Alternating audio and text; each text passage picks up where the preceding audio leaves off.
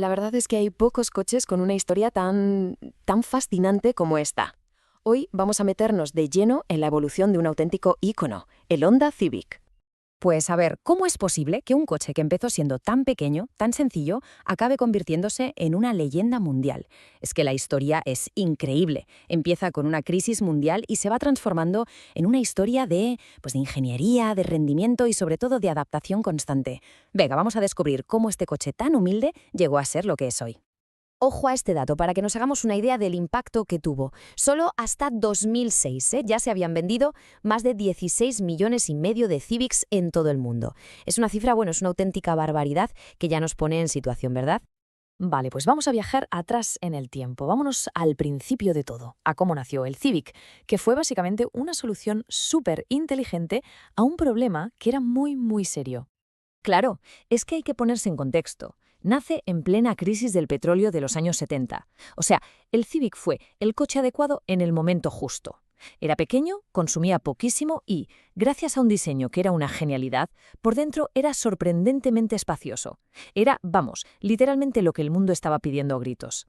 Pero a ver, la verdadera magia, el secreto, estaba debajo del capó. El motor CVCC. Esto fue una auténtica genialidad de ingeniería. Pensemos que en esa época los fabricantes americanos se las veían y se las deseaban para cumplir con las nuevas leyes de emisiones. Y de repente llega Honda y lo consigue. Y sin catalizador. Fue un golpe sobre la mesa que, dejó a toda la competencia temblando. Y esta filosofía, la de máximo espacio para las personas, mínimo para los mecanismos, no era un simple eslogan de marketing, Para nada. Esto definió el diseño del Civic durante años. Y gracias a esto, crearon coches que, por dentro, la sensación era de que eran mucho más grandes de lo que aparentaban por fuera. Pero claro, el Civic no se iba a quedar solo en ser un coche práctico y eficiente. A finales de los 80, Honda decidió sacar a la luz su alter ego, su lado más salvaje. Y para ello se basó en toda la experiencia que ya tenía en la Fórmula 1. Y aquí llega el momento clave. Con la cuarta generación del Civic se introdujo una tecnología que lo cambiaría todo. Definió al coche durante décadas y lo convirtió en una auténtica leyenda entre los compactos deportivos. Hablamos, por supuesto, del VTEC. Esto fue un antes y un después, de verdad. Básicamente le daba al motor como dos personalidades distintas. Por un lado, una tranquila y súper eficiente para el día a día. Y por otro, una bestia de altas revoluciones, pura potencia para cuando querías darle caña. Era como tener dos motores en uno. ¿Y esto? ¿Cómo se traducía en la carretera? Pues la diferencia era sencillamente brutal. El modelo SIR con VTEC casi duplicaba la potencia del Civic normal. De la noche a la mañana, el Civic pasó a ser un auténtico cohete de bolsillo. Así que toda esta época, que va desde la cuarta hasta la sexta generación, fue la que de verdad consolidó al Civic como un icono del rendimiento. Se convirtió en el coche soñado por los entusiastas. ¿Por qué? Pues por esos motores que subían de vueltas como demonios y por el potencial increíble que tenían para modificarlos. Bien, pues con la llegada del nuevo milenio, el Civic entra en una nueva fase. Digamos que madura. Honda decide diversificar la gama para llegar a un público mucho más amplio en todo el mundo. Y vaya, sí creció la familia. De repente, es que había un Civic para todo el mundo. ¿Que a alguien le preocupaba el medio ambiente? Pues tenía el primer híbrido. ¿Que buscaba algo más familiar y cómodo? Pues tenía los sedanes y los cupés, más grandes, más refinados. Honda ya no estaba jugando en una liga local, estaba jugando a escala mundial. O sea, el foco cambió. Ya no era solo el rendimiento puro. Ahora también importaba y mucho el confort, la seguridad y la versatilidad.